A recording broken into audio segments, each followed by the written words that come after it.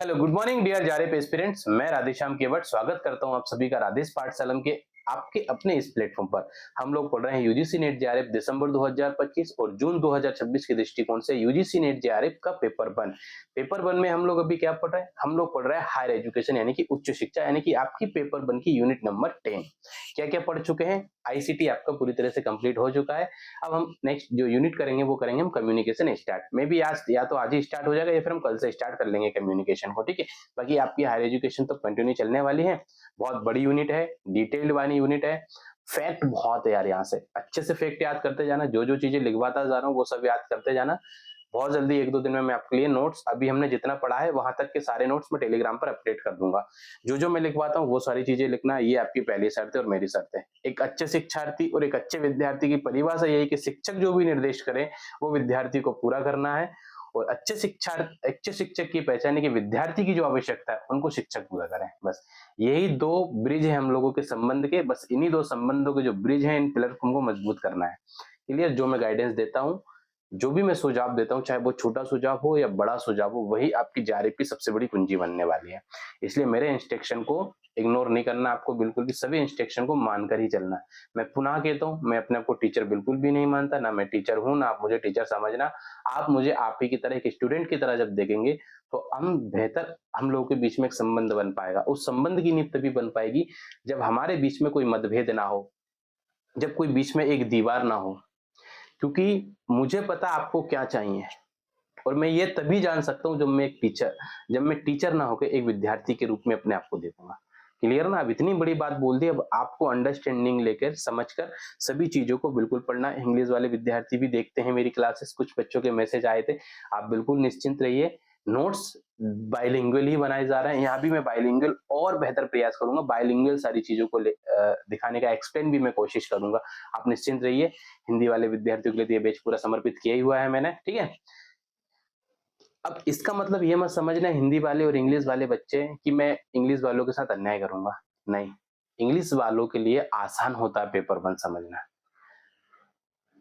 किनकी तुलना में? हिंदी वालों की तुलना, क्योंकि हिंदी वालों की जो ट्रांसलेट, क्योंकि पेपर इंग्लिश में बनता है, इंग्लिश में उतनी शब्दावलियां है नहीं है। हिंदी में क्या, एक शब्द के बहुत सारे अर्थ निकलते हैं।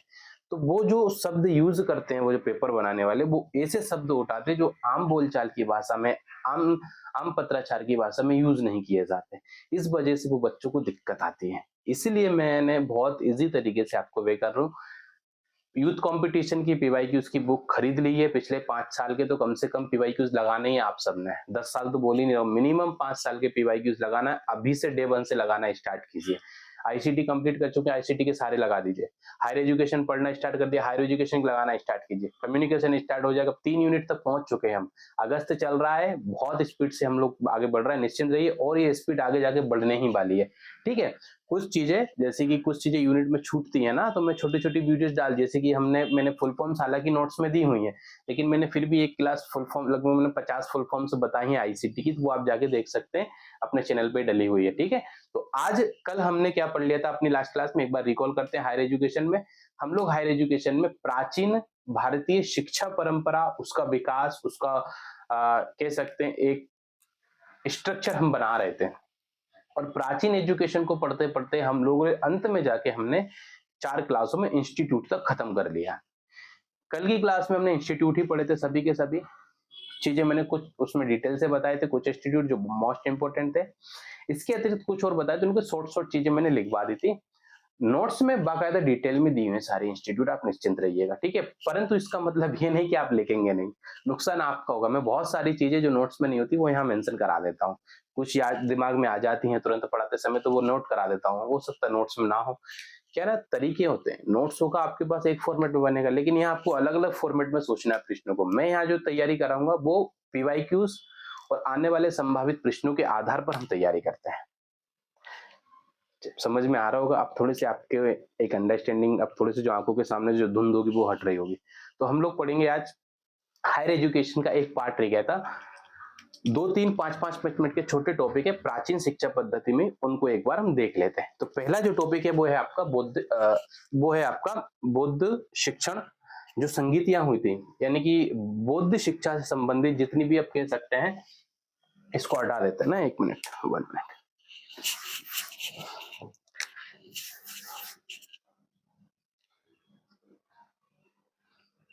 क्या लिखना है आपको, बौद्ध, बड़ा लिख देता हूं, ठीक है, दिक्कत नहीं आएगी।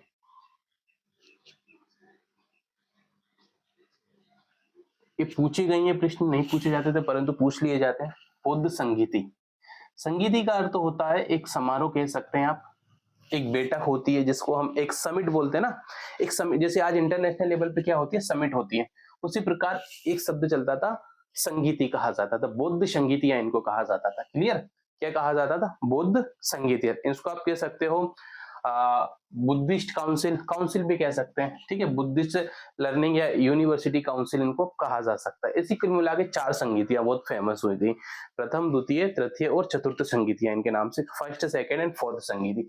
उन संगीति को हम एक टेबल फॉर्म में जमा लेते हैं, फिर आप उसको अब एक मेरे साथ टेबल बनाते चलना, हम सिर्फ की पॉइंट्स उठाएंगे। क्या उठाएंगे, की पॉइंट्स, क्योंकि हमारा पेपर है एमसीक्यू फॉर्मेट में आता है, ठीक है, तो उसी तरीके से हम इसको तैयार करेंगे। इंग्लिश वाले के लिए कुछ मत करना, बुद्धिस्ट काउंसिल लिख लीजिए यहाँ पे, बुद्धिस्ट काउंसिल, ठीक है। चलिए, तो संगीतियां हुई थी हमारे पास 4। कितनी संगीतियां हुई थी मैं पहले बताता हूँ, 4 संगीतियां। एक संगीति और मानी जाती जिसको भी चतुर्थ संगीति ही कहा जाता, उसी समय के दौरान हुई थी उस संगीति को। तो इस संगीति में प्रश्न कैसे आएंगे ये देख लेते हैं। फर्स्ट संगीति यहां लिखिए आप, प्रथम, प्रथम बौद्ध संगीति लिख लीजिए आप, है ना, मैं यहां लिख देता हूं प्रथम या फर्स्ट, ठीक है, प्रथम या फर्स्ट बौद्ध संगीति। अब इसके पे एक एक करके पढ़ेंगे, कौन इसके क्या थे, वो सारी की सारी चीजें इसमें हम अच्छे से देख लेंगे, आप निश्चिंत रहिएगा।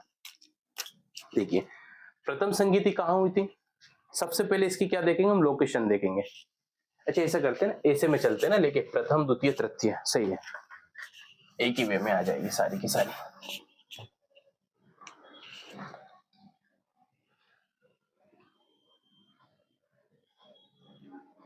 ये लिखते हैं अपन पहले, प्रथम बौद्ध संगीति, ठीक है।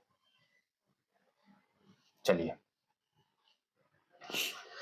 प्रथम बौद्ध संगीति कब, पहले सबसे पहले आप इसमें देखना क्या है ना, प्रश्न कैसे बनेंगे पहले मैं वो समझा देता हूँ आपको। यहाँ से प्रश्न पूछे जाएंगे कि प्रथम बौद्ध संगीति कहाँ हुई थी, किसके संरक्षण में हुई थी, कौन इसका अध्यक्ष था, यहाँ से ऐसे प्रश्न पूछे जाएंगे।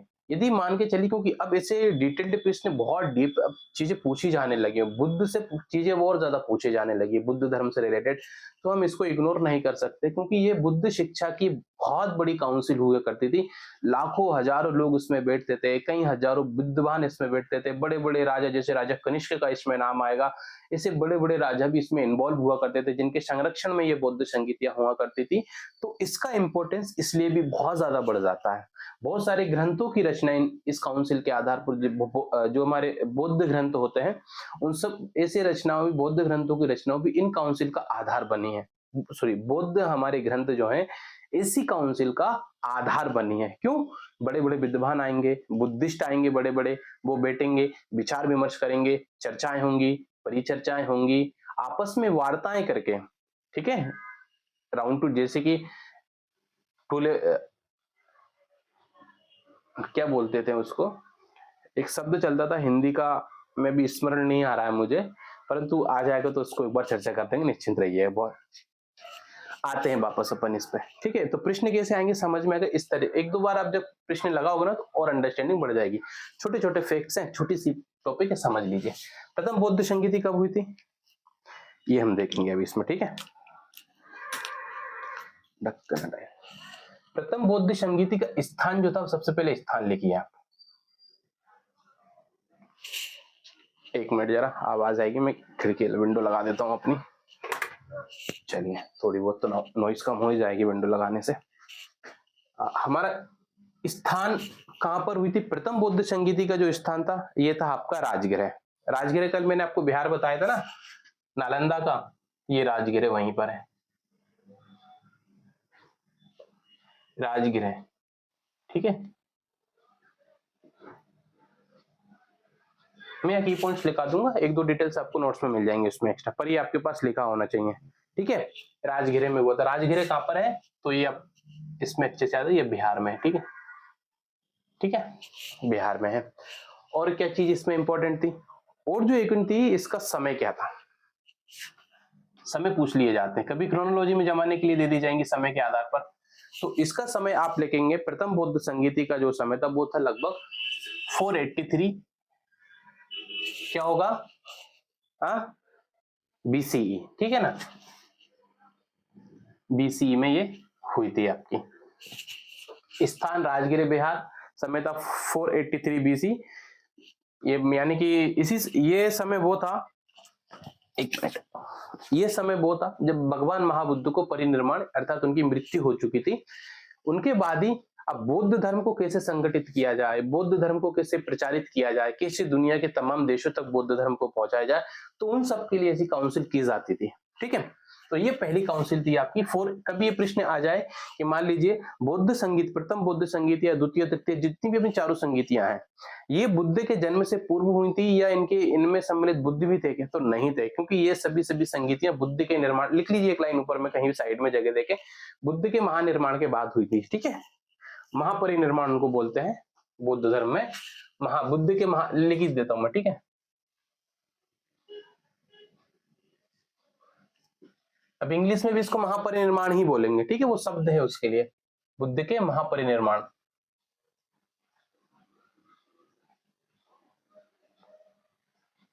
निर्माण के पश्चात,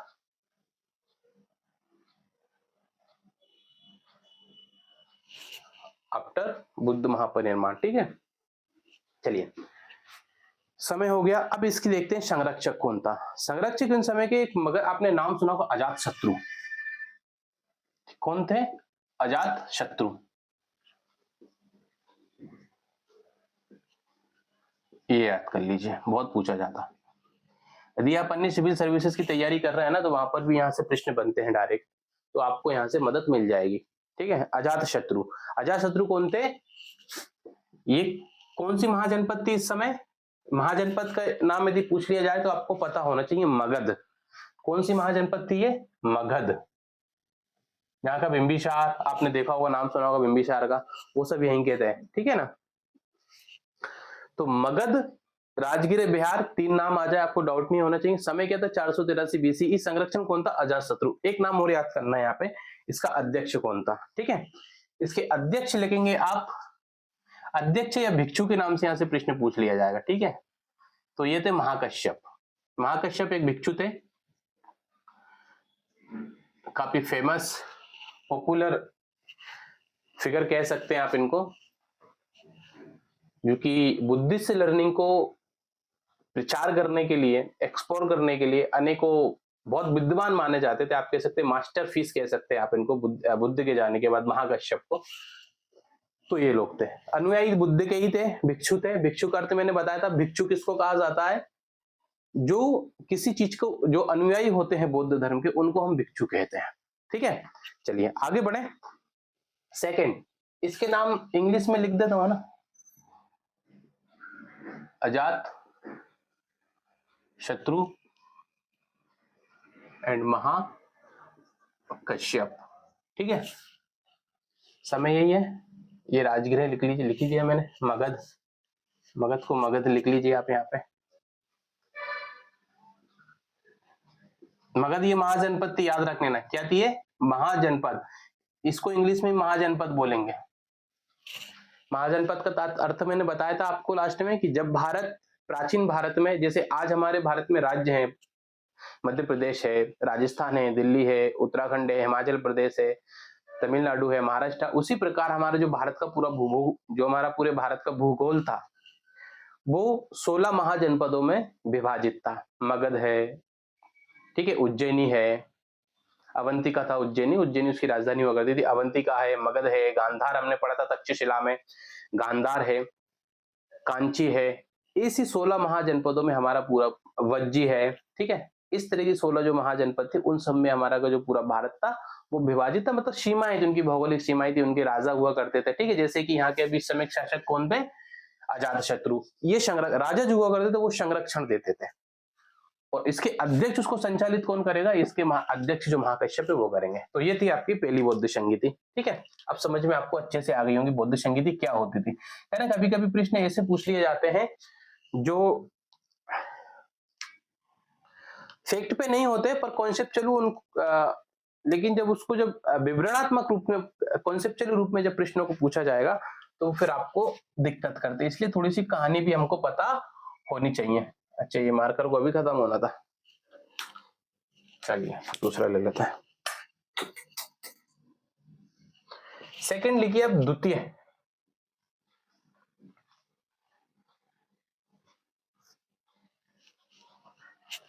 लिखता क्या हूं, लिखा क्या जाता है।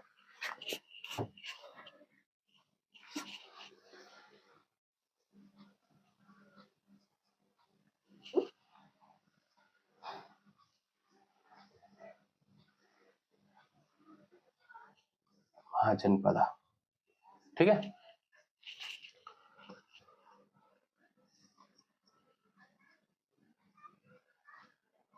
द्वितीय यानी कि सेकंड। स्थान लिखिए सबसे पहले, इसका स्थान कौन सा था। तो सेकंड जो आपकी काउंसिल हुई थी, ये हुई थी आपकी वैशाली में,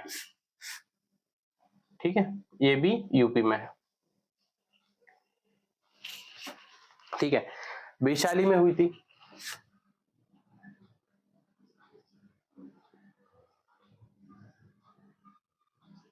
समय लिखिए इसका, यानी समय यानी कि टाइम। जो सेकंड बुद्धिस्ट काउंसिल हुई थी, ये हुई थी लगभग आपकी 383, ठीक है, 383 BCE। तो देखिए काफी समय का अंतर आ रहा है, ये 4 लगभग 800 साल बाद ये हो रही है आपकी लगभग। तो इसमें जो आपके थे शासक थे, इसके जो संरक्षक थे, संरक्षक जो थे वो थे कालाशोक, ये पूछा गया है, कालाशोक अच्छे से लिख लेना है ना, कालाशोक, ठीक है। अध्यक्ष की बात करेंगे यहाँ पे, तो अध्यक्ष कौन थे इसके, इसके जो अध्यक्ष थे वो थे सभाकामी, सभाकामी,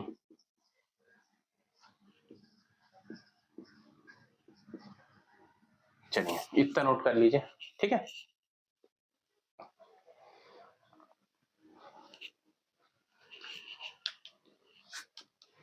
थर्ड लिखेंगे,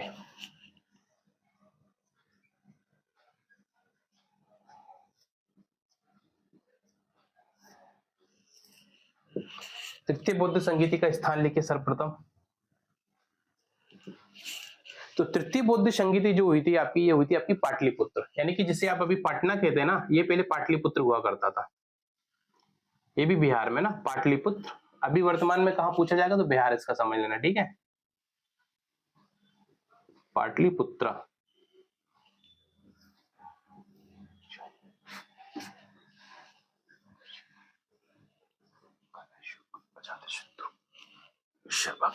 ठीक है, पाटलिपुत्र। समय क्या था इसका, टाइम लिखिए, टाइम था इसका 250 BCE, ठीक है, 250 BCE। ये कभी क्रोनोलॉजी में दिया जाए तो आपको दिक्कत नहीं होना चाहिए, इसलिए मैंने टाइम भी लिखवा दिया आपको। इसके जो संरक्षक थे काफी पॉपुलर व्यक्ति हैं, आप सबको पता होगा, सम्राट अशोक। अशोक का नाम सुना है ना, सीरियल भी बने हैं जिनके ऊपर, ठीक है, सम्राट अशोक, ये इसके संरक्षक थे। लेकिन इसके अब अध्यक्ष कौन थे उनका नाम भी आपको पता होना चाहिए, ठीक है। इनके जो अध्यक्ष थे वो थे मोगलीपुत्र, लिख लीजिए। ये सब के सब बुद्धिस्ट होंगे, सभाकामी ये भी बुद्धिस्ट थे, महाकश्यप अध्यक्ष जो भी होंगे ये सब बौद्ध धर्म से आएंगे। मोगलीपुत्र सुत्त इनको कहा जाता है, ठीक है।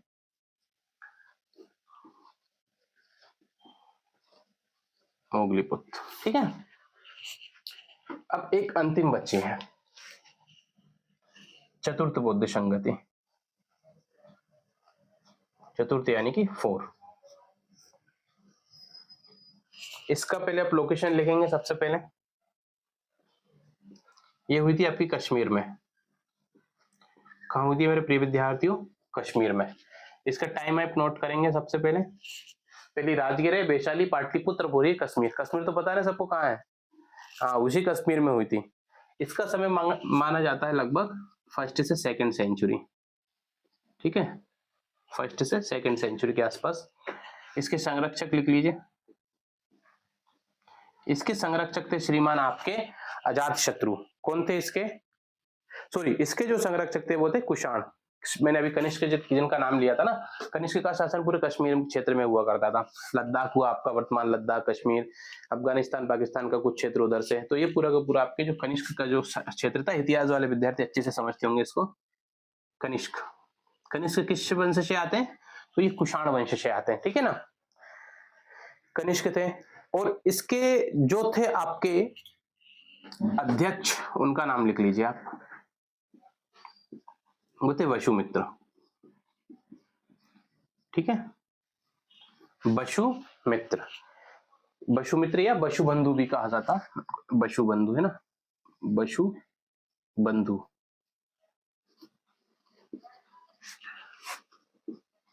वसुमित्र या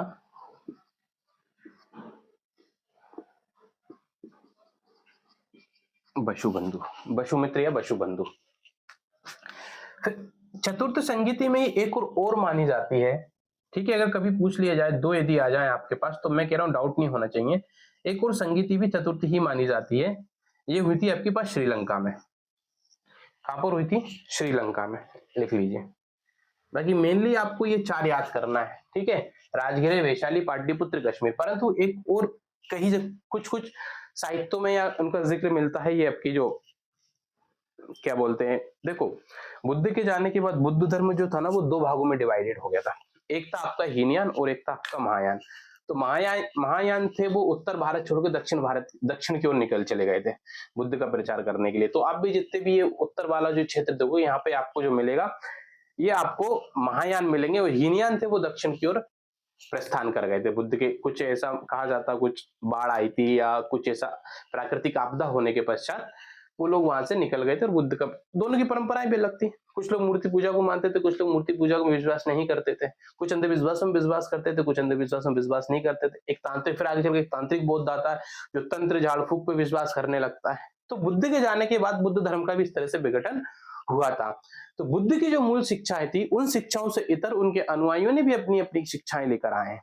क्लियर, ये था हीनयान और महायान का कॉन्सेप्ट। आपको पढ़ना तो डिटेल से अलग से पढ़ लीजिए, अपने एग्जाम में भी इतना इंपॉर्टेंट है नहीं है। क्लियर, चले, बस इतना पता होना चाहिए, हीनयान और महायान 2 शाखाएं हुआ करती थी। इसके एक वज्रयान भी होता है। वज्रयान वो होते थे जो एकदम कठोर होते थे, ठीक है ना, बिल्कुल तपस्वी टाइप के कह लीजिए, बहुत कठोर। वज्रयान के बाद फिर एक होता तांत्रिक बुद्ध। ये 4 शाखाएं आप धीरे धीरे बाद में विघटित हुई हैं, ठीक है। इसका जो मैं लोकेशन आपको बता रहा हूँ, ये था आपका श्रीलंका। कहां पर हुई थी ये, श्रीलंका। अच्छा, इसका एक प्रेफरेंस और लिख लीजिए आप, है ना। श्रीलंका वाले ये थे ना, ये हीनयान थे, ठीक है, ये हीनयानों की हुई थी, और ये आपकी महायान। इसको इंग्लिश में भी हीनयान और महायान ही लिखेंगे ना। नोट, टाइम नोट करें, टाइम भी इसका लगभग वही रहेगा, 1st सेंचुरी 2nd सेंचुरी के आसपास, ठीक है। इसके संरक्षक कौन थे, इसके जो संरक्षक थे राजा भट्टगामी थे। उस समय होंगे कोई राजा भट्टगामी, कनिष्क, राजा भट्टगामी, ठीक है। और फिर एक आपका रह जाता है अंतिम में, अध्यक्ष जो इसके थे वो थे मिहिंद थेर। कौन थे, मिहिंद थेरे कहा जाता है इनको, ये नोट कर लीजिए। तो ये आपकी हो गई चारों की चारों बौद्ध संगीतियां, जो बहुत इंपॉर्टेंट थी आप सबके लिए, क्योंकि वो भी प्रश्न आ जाए तो हमसे कोई भी चीज छूटना नहीं चाहिए, ठीक है। लिख लीजिए, 5 सेकंड का समय, या तो स्क्रीनशॉट लेके लिख लेना, या फिर वीडियो पॉज करके लिख लेना, मैं आगे बढ़ा रहा हूं ना।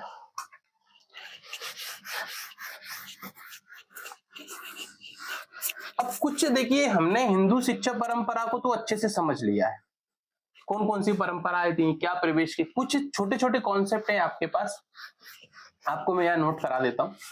मैंने नोट्स में बाकायदा डिटेल से वो सारी चीजें दी हुई हैं, आप निश्चिंत रहे, ठीक है। परंतु यहाँ लिखने में और नोट्स में पढ़ने में बहुत अंतर होता है चीजों को, क्योंकि यहाँ हम समझ के पढ़ते हैं तो चीजें आसान लगती हैं हमारे लिए। ठीक है। कुछ जैसे हम बौद्धकालीन शिक्षा परंपराओं की मैं बात करता हूं, तो बौद्धकालीन, ये भी नहीं चल रहा है, क्या हो गया इनको, एक मिनट जरा होल्ड करना।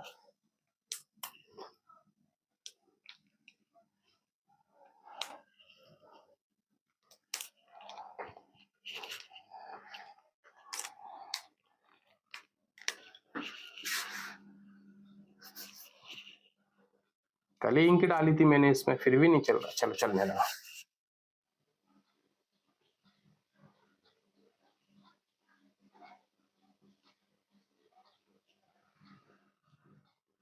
एक टॉपिक होगा आपका बुद्धकालीन शिक्षा परंपरा, ठीक है, यानी कि बुद्धिस्ट एजुकेशन सिस्टम आप इसे कह लीजिए ना, बुद्धिस्ट एजुकेशन सिस्टम, ठीक है। क्या था ये, इसको समझ लेते हैं। देखो मेनली बुद्धकालीन या बुद्धिस्ट एजुकेशन सिस्टम में जो शिक्षा मिलती थी वो मिलती थी बिहारों में, बिहार हुआ करते थे, मठ भी बने थे बुद्धकालीन, कुछ मठ भी मिलते हैं, मठों में दी जाती थी, कुछ संघ कहा जाता था, यूनियन, यानी जैसे आप कहते हैं ना किसी आश्रम वगैरह, हम आश्रम हमने क्या पढ़ा था जब हिंदू लर्निंग पढ़ रहे थे, वहां पे आश्रम, गुरुकुल, घटिकाएं, ये सारी चीजें, बिहार का भी हम इन सब संघ का भी वर्णन किया था। लेकिन बुद्धकालीन जब पूछा जाएगा तो बिहार, मठ और संघ, ये चीजें हुआ करती थी, उसमें शिक्षा के जो भी केंद्र थे आपके, ठीक है। महाविहार कह लीजिए आप, महाविहार भी होते हैं, ठीक है, बिहार महाविहार बड़े होंगे, जैसे कि आपने सांची का स्तूप सुना है, बुद्ध के जाने के बाद सांची का स्तूप बना है, तो क्या होता था, बुद्ध के अवशेष रखे गए थे वहां पर, साथ ही वो सब शिक्षा के केंद्र भी हुआ करते थे, धार्मिक स्थल तो हुआ करते थे, लेकिन बौद्ध भिक्षुओं के लिए वो एक पवित्र स्थल तो रहता ही है, साथ में वहां से बुद्ध की जो शिक्षाएं थी वो सबका प्रचार प्रसार भी किया जाता था। जैसे कि प्रतिवर्ष हमारे यहाँ से कुछ जो अवशेष होते हैं वो बाहर अन्य जो बुद्धिस्ट कंट्रियां कही जाती हैं, या जहाँ में बुद्ध धर्म काफी प्रादुर्भाव है, मलेशिया, सिंगापुर वगैरह, वो बुद्ध की अस्थियां वहां दर्शन के लिए लेके जाई जाती हैं, ठीक है। बिहार, मठ, संघ, महाविहार होते हैं, और क्या होते हैं, ये आपके मुख्य जो थे, इसको इंग्लिश में भी यही लिखेंगे आप, ठीक है।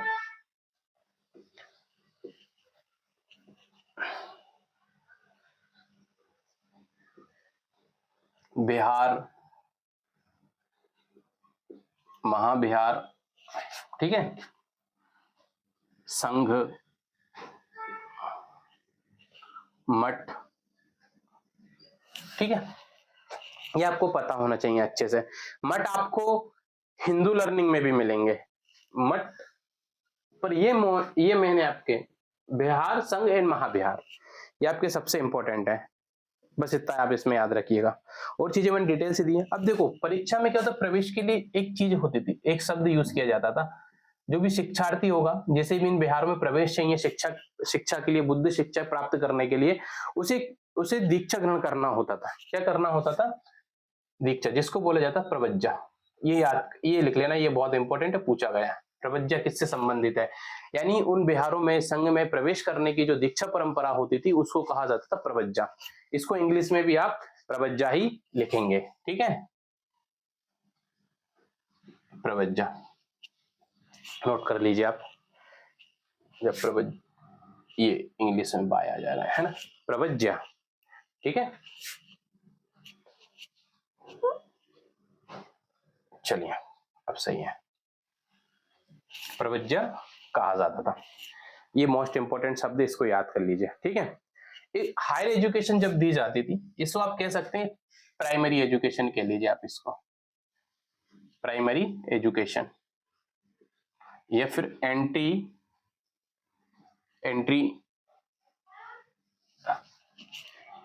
ठीक है। एक आप नोट कीजिए हायर एजुकेशन में, इसी में हायर एजुकेशन जो होते थे उसके लिए भी एक परंपरा थी, उसे कहा जाता था आपका उपसंपदा।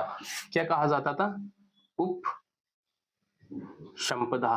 देखो ये सब परंपरा है, ये शब्द नाम है, इन्हें याद ऐसे ही करना पड़ेगा, उप संपदा, प्रवेश परीक्षा जो कहलाती थी, इनकी जो दीक्षा प्रक्रिया कह लीजिए, आपकी भाषा में आप प्रोग्राम्स बोलेंगे, फंक्शंस बोलेंगे, उन सब चीजों को ये क्या करते, प्रवज्ञा कहा जाता था। जब हायर एजुकेशन, जब जब उच्च शिक्षा के लिए जो दीक्षा दी जाती तो उसको कहा जाता था उपसंपदा। ठीक है ना, ये दोनों वर्ड अच्छे से याद कर लेना। इनके जो ग्रंथ थे वो लैंग्वेज कौन सी लैंग्वेज में लिखे गए थे सभी के सभी ग्रंथ? पाली भाषा में। कौन सी? पाली लैंग्वेज।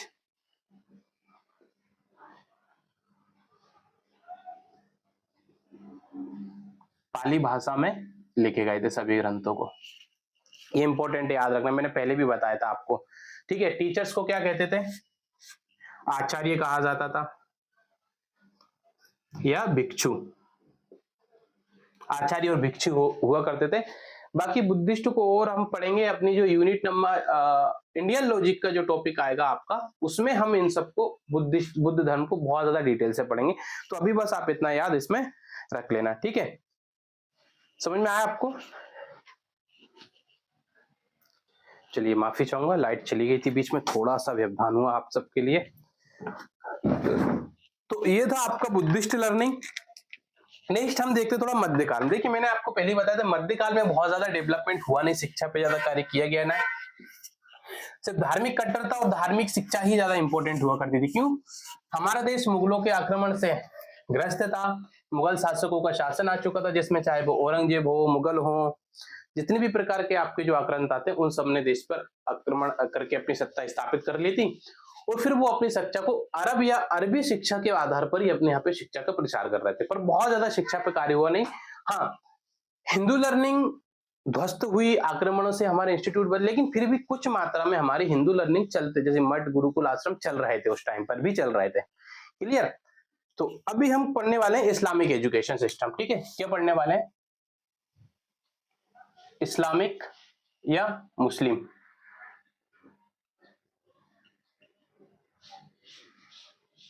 Education system.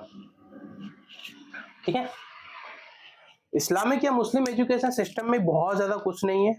ठीक है, यहाँ पे सबसे ज्यादा विशेष ध्यान किस चीज पे दिया जाता था? इस्लामिक शिक्षा पे।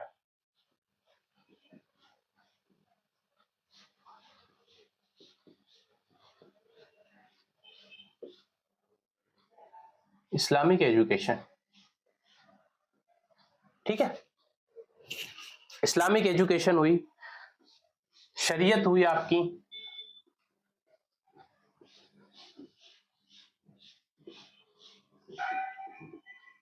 ठीक है, इन सब के आधार पर शिक्षाएं दी जाती थी। ठीक है, क्योंकि बहुत से लोगों को धर्म परिवर्तन किया जाता था, उनको कन्वर्ट करके, और अपनी, क्योंकि सत्ता जिसकी होती है ना जिस राज्य में, उसका शासन चलता। क्योंकि पहले वहां डेमोक्रेसी हुआ नहीं करती थी, लोकतंत्र हुआ करता नहीं था। जिसके पास सेना अच्छी है, जिसके पास पावर है, ताकत है, वही राजा होगा। और ये लोग बाहर के थे, इनका धर्म अलग था, इनकी संस्कृति अलग थी, इनका कल्चर अलग था। तो इस कल्चर को ये क्या करते थे? डिस्ट्रीब्यूट करते थे। जैसे ईसाई मिशनरी आपने सुना होगा, ईसाई मिशनरी क्या करते हैं? ईसाई धर्म को प्रमोट करते हैं। उसी प्रकार ये इस्लाम, इस समय जो मध्यकाल का जो समय था, इस्लामिक जो आपका पीरियड्स कह सकते हैं आप, इस समय इस्लाम के प्रचार प्रसार पर विशेष ध्यान दिया जाता था। अब जो भी राजा हुआ करते थे, उन सबके लिए अधिकारी भी उन्हीं की विचारधाराओं को मानने वाले होना चाहिए। क्लियर ना? तो इसीलिए शिक्षा का जो मुख्य जो आधार हुआ करता था, वो यही सब हुआ करते थे। ठीक है, बेसिक अभी यहाँ से प्रश्न पूछने की संभावना उतनी है नहीं, परंतु हम शिक्षा संस्थान पे जरूर प्रश्न पूछ लिए जानते हैं। इंस्टीट्यूट कैसे होते थे वो हम समझ लेते हैं। ठीक है, शिक्षा संस्थान एक होता था आपका मकतब। क्या होता था? मकतब।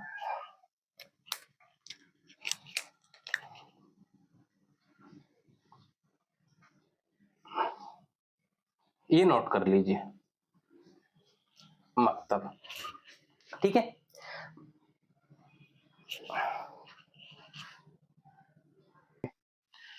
देखिए लाइट थोड़ा परेशान कर रही है अभी, मना कर दे।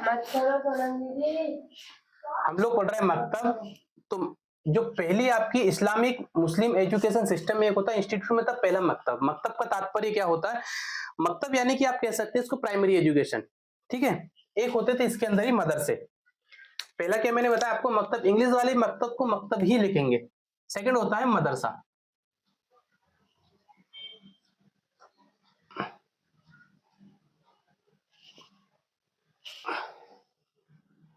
मदरसा।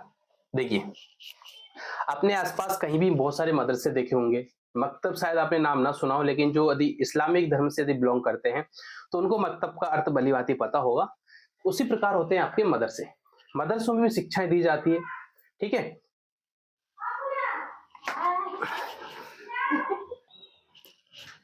देखिए मकतब में क्या होता था, मेनली मकतब में आप देखेंगे ना, जो प्राइमरी एजुकेशन आती है मकतब के अंदर, कौन सी एजुकेशन आती है? प्राइमरी एजुकेशन, प्राइमरी एजुकेशन, ठीक है। जिसके अंतर्गत क्या होगा, आपको कुरान पढ़ना सिखाया जाएगा, ठीक है, कुरान लिखना सिखाया जाएगा, उर्दू सिखाई जाएगी। और ऐसा नहीं है कि सिर्फ धार्मिक शिक्षा ही मिलेगी, प्राइमरी एजुकेशन जो दी जाती है वो प्राइमरी एजुकेशन मिलती है। यहाँ पर आपको गणित सिखाया जाएगा, ठीक है, आपको भाषाएं, जैसे कि अगर मैं हिंदी क्षेत्र की बात करूं तो उर्दू के साथ हिंदी भी सिखाई जाती है वहां पे, ऐसी कोई दिक्कत वाली बात नहीं है ना। लेकिन आधार जो होता है वो धार्मिक शिक्षा साथ में चलती रहती है, धार्मिक के साथ में जो कि विकासशील जो शिक्षा प्रणाली होती है, दोनों ही कॉम्बो के रूप में वो चलती रहती है। एक होता है आपका मदरसा। मदरसे क्या होते हैं, ये होती है आपकी हायर एजुकेशन, इसे आप समझ लीजिए, हायर एजुकेशन। इसके अंतर्गत क्या करोगे आप, उच्च शिक्षा होंगी आपकी जो भी, ठीक है, जैसे धर्म, कानून, साहित्य, धर्म, कानून, साहित्य, सभी प्रकार की इसमें शिक्षा दी जाती थी। क्लियर। अभी के मदरसों में 11th 12th तक भी काफी बड़े बड़े मदरसे होंगे, काफी सैकड़ों बच्चों की तादाद में उन सब में पढ़ते हैं, ठीक है, हम सब लोग सुनते रहते हैं न्यूज वगैरह में। तो ये सारी की सारी शिक्षा की जो आपके पहले इंस्टीट्यूट हुआ करते थे, अभी की बात नहीं करो, अभी के मदरसों और पहले के मदरसों में बहुत अंतर है। पहले के मदरसे पूरे के पूरे शिक्षा पे उन्हीं में दी जाती थी, और ऐसा नहीं, इनमें बहुत सारे अन्य धर्मों के बच्चे भी पढ़ने के लिए जाते थे। अगर मान ली कोई मुस्लिम आक्रांता के आधिपत्य में ये क्षेत्र है और यहाँ पे एक स्कूल के रूप में मदरसा संचालित हो रहा है, तो उसमें उस शिक्षा को प्राप्त करने के लिए अन्य धर्म के लोग भी जाया करते थे। क्लियर। ऐसे प्रमाण मिलते हैं हमें इतिहास से, कुछ कुछ जगह पे साक्ष्य देखने को मिलते हैं, और प्रमाण ना भी मिले तो हम थोड़ी अंडरस्टैंडिंग या कॉमन सेंस से इन चीजों को समझ सकते हैं। पर तो इतना डीप नहीं जाना है, बस आप हमको सिर्फ कितना याद करना है, देखो मैंने बता दी है, बहुत सारी चीजें मैं एक्सप्लेन कर देता हूँ ताकि आपको जो चीजें वो अंडरस्टैंडिंग लेवल आपको थोड़ा बना रहे। क्योंकि कुछ प्रश्न क्या होते हैं, कभी कभी डायरेक्ट फैक्ट ना पूछ के वो उसको एक ऐसे सिस्टमेटिक वे में फ्रेम करते हैं, इसे कॉन्सेप्चुअली यानी थ्योरी के रूप में पूछ लेते हैं प्रश्नों को। तो उन प्रश्नों को हम जब समझते हैं ना, उस वे में वो आसान हमको पड़ जाएगा, ठीक है। मैं कुछ एग्जांपल, कुछ मदरसे उस समय के, जैसे कुछ प्रसिद्ध मदरसे हुआ करते थे, ठीक है। अकबर के काल में अगर किसी पूछा जाए तो अकबर के शासन काल में काफी अच्छा कार्य हुआ, अकबर, शाहजहां, इन सब के कार्य में थोड़ा शिक्षा पे विशेष अकबर ने कहीं कॉलेज या कह सकते हैं मदरसे बनवाए थे उस समय भी, ठीक है। जैसे मैं कुछ नाम बता देता हूँ, एक था आपका निजामिया मदरसा, आप देख लेना सर्च करके, निजामिया मदरसा, ये कहां पर था, ये इन्होंने दिल्ली में बनवाया था निजामिया मदरसा, ठीक है। निजामिया मदरसा के अतिरिक्त एक था जामिया मस्जिद स्कूल, कौन सा था, अच्छा इंग्लिश में लिख देता हूं, है ना, निजामिया मदरसा, ठीक है, दिल्ली में था ये, ठीक है। एक था आपका जामिया मस्जिद स्कूल, जामिया मस्जिद स्कूल, ठीक है, जामिया मस्जिद स्कूल।